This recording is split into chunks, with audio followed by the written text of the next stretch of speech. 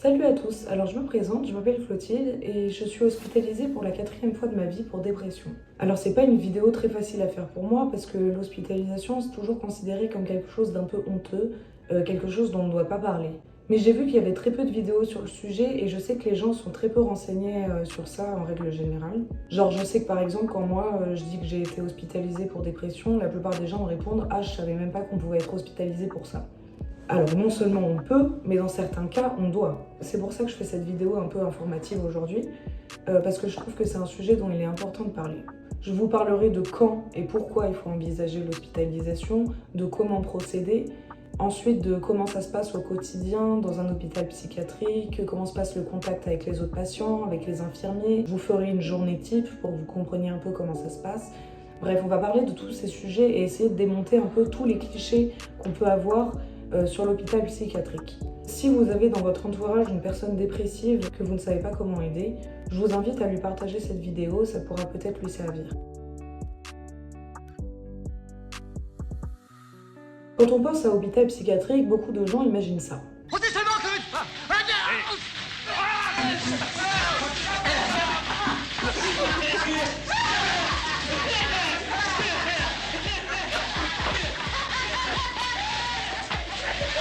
Alors évidemment, c'est très éloigné de la réalité. Donc déjà, pour vous expliquer un peu, il existe plusieurs types d'hôpitaux psychiatriques. Il y a des cliniques privées, qui sont des établissements payants, spécialisés dans certaines pathologies. Alors des fois, c'est remboursé par la mutuelle. Et il y a les hôpitaux publics qui ne sont pas payants. Alors évidemment, dans le privé, on est mieux pris en charge, les chambres sont mieux, il y a plus d'activités proposées.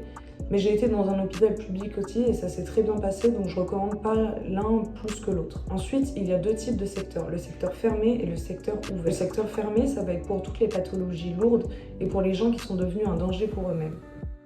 Donc ces gens sont, entre grands guillemets, retenus contre leur gré, c'est-à-dire qu'ils n'ont pas le droit de sortir et de partir de l'hôpital comme ils veulent. Alors que le secteur ouvert, c'est pour des pathologies plus légères comme la dépression et on peut en partir quand on veut. Si jamais au bout d'une semaine ça t'a saoulé et t'as envie de partir, tu peux. C'est des endroits qui sont beaucoup plus libres et où on a le droit de demander par exemple des permissions pour sortir de temps en temps, voir sa famille, ses amis. Alors je vais pas jouer au psy. Mais si vous présentez certains symptômes de la dépression, comme des pensées suicidaires, l'abus de drogue ou d'alcool, une incapacité à se concentrer, de la tristesse, un sentiment de désespoir, allez voir un psychiatre. La différence entre psychologue et psychiatre, c'est que le psychiatre, c'est un médecin, donc il peut nous prescrire des médicaments et il peut nous diriger vers une éventuelle hospitalisation. Le psychologue, c'est plus pour discuter et essayer de travailler sur ce qui ne va pas. Des fois, ça suffit. Mais je vous invite quand même à voir un psychiatre parce que c'est lui qui pourra vous donner la meilleure solution pour sortir de votre détresse. Il y a une vieille croyance qui dit que tout le monde aurait besoin d'une psychothérapie. Sans aller jusqu'à là, je pense que si vous avez le moindre doute sur votre santé mentale, il est important d'aller voir un professionnel. Donc si vous êtes arrivé à cette étape et que le professionnel vous invite à vous faire hospitaliser, la suite de la vidéo est pour vous rassurer sur ce qui va vous attendre. Alors j'ai été dans une clinique qui s'appelle l'Escale et je trouve que c'est un beau mot qui symbolise bien comment il faut envisager l'hospitalisation. C'est une sorte d'escale dans le voyage de la vie. Des fois on a juste besoin de prendre du temps pour soi, pour souffler un peu, pour se recentrer sur son bien-être. Et des fois ça fait juste du bien d'être dans un endroit où toutes les tâches du quotidien vont être gérées par d'autres personnes. C'est-à-dire que quand on est dépressif, des fois, faire ses repas, penser à prendre ses médicaments, faire sa lessive, tout ça, ça paraît insurmontable. Là, vous êtes dans un endroit où on s'en occupe pour vous et où ça va vous soulager de ces préoccupations quotidiennes. C'est aussi un endroit où vous êtes accompagné, où il y a beaucoup d'infirmiers, de psychologues, de psychiatres à votre disposition et qui vont vous aider à faire un travail sur vous-même pour vous aider à aller mieux.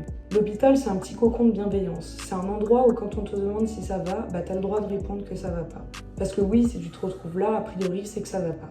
Et il n'y a rien de honteux à ça. Se faire hospitaliser, c'est pas fuir ses responsabilités. C'est prendre du temps pour se reconstruire. Alors maintenant, je vais vous expliquer comment ça se passe au quotidien. Et je vais vous emmener avec moi pour une journée type dans un hôpital psychiatrique. Alors, comme je me couche très tôt, je me réveille souvent vers 6h du mat. Je dois attendre 6h30 que l'infirmier ouvre les portes du parc pour pouvoir aller fumer ma première clope en bas. Ensuite, je m'occupe comme je peux en attendant qu'on me donne mes médicaments à 8h30. Ensuite, on m'amène mon petit déjeuner dans ma chambre. Pour l'instant, je mange pas avec tous les autres dans le réfectoire parce que ça m'angoisse trop. Ensuite, je me prépare, je me maquille parce que je trouve ça important de continuer à prendre soin de soi. À 9h30, ma psy vient me rendre visite. On discute pendant 10 minutes comme tous les matins pour faire un peu le point. Je vais pas vous mentir, le matin c'est vraiment très long, je m'ennuie beaucoup. Heureusement, on a la chance d'avoir un parc magnifique dans lequel je peux me poser pour fumer une clope ou boire un café, donc c'est plutôt cool. Ce matin, j'avais rendez-vous avec la psychomotricienne qui me fait faire des exercices pour apprendre à gérer mon stress. Ensuite, à 11h30, on me redonne mes médicaments, puis on m'apporte mon repas. Souvent, après le repas, pour faire passer le temps, je fais une petite sieste. À 16h, on a l'art-thérapie, donc c'est assez cool, il y a plein de matériel. Aujourd'hui, j'ai fait un petit collage. Puis à 17h30, rebelote, médicaments, et à 18h, on dîne. Ensuite, je me regarde une petite série ou un film. À 20h30, on m'amène mes derniers médicaments de la journée. Puis je vais fumer une dernière petite clope et je vais me coucher. Il faut savoir que là, la journée que je vous ai présentée, c'est une journée qui se passe dans ma clinique et que forcément, il y a des différences selon les hôpitaux. Ça se passe pas forcément exactement de la même façon. Mais globalement, c'est l'idée. Au niveau du contact avec les autres personnes qui se trouvent dans un hôpital, il y a les infirmiers et les autres patients. Les infirmiers sont full bienveillance, ils font vraiment attention à nous, ils nous posent des questions, ils vérifient qu'on va bien, etc. Et ça fait vraiment du bien des fois de se faire un peu couver. Les autres patients, bien sûr, comme partout, on peut tomber sur des cons. Mais la plupart des gens sont très gentils. Il faut juste garder à l'esprit qu'ils sont là forcément pour une bonne raison. C'est pour ça que je reste toujours un peu sur mes gardes avec eux. Mais ça fait du bien aussi d'avoir des personnes qui comprennent tes problèmes, qui sont là pour les mêmes raisons que toi et avec qui tu peux parler de ce qui va pas et qui vont te comprendre. Des fois, ça fait du bien d'être avec des gens qui nous comprennent.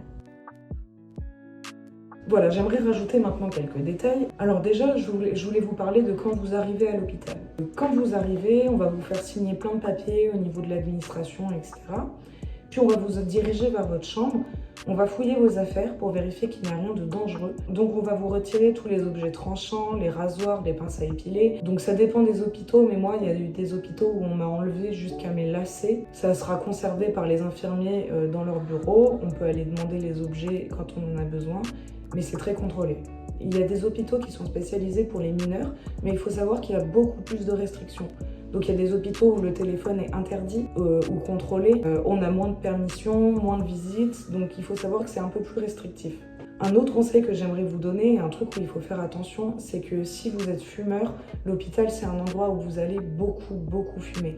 Parce que comme vous l'avez vu, on s'ennuie beaucoup. Et du coup, faites attention parce que c'est un endroit où si vous voulez arrêter de fumer, c'est juste impossible. Et je voulais vous mettre en garde également contre les drogues. Parce que l'hôpital, c'est un endroit où beaucoup de drogues circulent et où les infirmiers ferment un peu les yeux dessus. Mais il faut savoir qu'il y en a beaucoup et qu'il faut faire attention à ça. Alors, je dis pas que l'hôpital, c'est une solution magique et que ça convient à tout le monde. Des hospitalisations qui se passent mal, évidemment. Comme partout, on peut tomber sur des cons, sur des incompétents. C'est possible, c'est un risque à prendre. Mais si j'avais un dernier message à vous faire passer, c'est si vous n'allez pas bien, laissez-vous aider. Je sais que c'est dur, qu'on se sent honteux de demander de l'aide, mais quand on va pas bien, quand on est en dépression, c'est important de se faire aider. Il n'y a rien de honteux dans le fait d'aller mal, dans le fait d'avoir besoin à un moment donné de prendre du temps pour soi, de se couper de tout, de prendre du temps pour réfléchir, de prendre du temps pour aller mieux. Il n'y a rien de honteux là-dedans et je vous le recommande si vous pensez en avoir besoin. Et surtout, ne perdez pas espoir, s'il vous plaît. Je sais que c'est pas facile, je sais qu'on a envie d'abandonner parfois, qu'on a envie de tout lâcher, qu'on a envie de tout arrêter. Mais il ne faut pas perdre espoir parce qu'il y a des endroits où on peut vous aider à vous sentir mieux. Et ça vient d'une personne qui, à 23 ans, cumule 4 hospitalisations. Donc ça fait longtemps que je pourrais avoir perdu espoir. Il n'y a rien d'incurable et il n'y a rien qui ne peut pas se soigner. Donc vraiment, si vous n'allez pas bien, continuez à vous battre. Vous allez voir qu'un jour, ça va aller mieux. Je vous promets.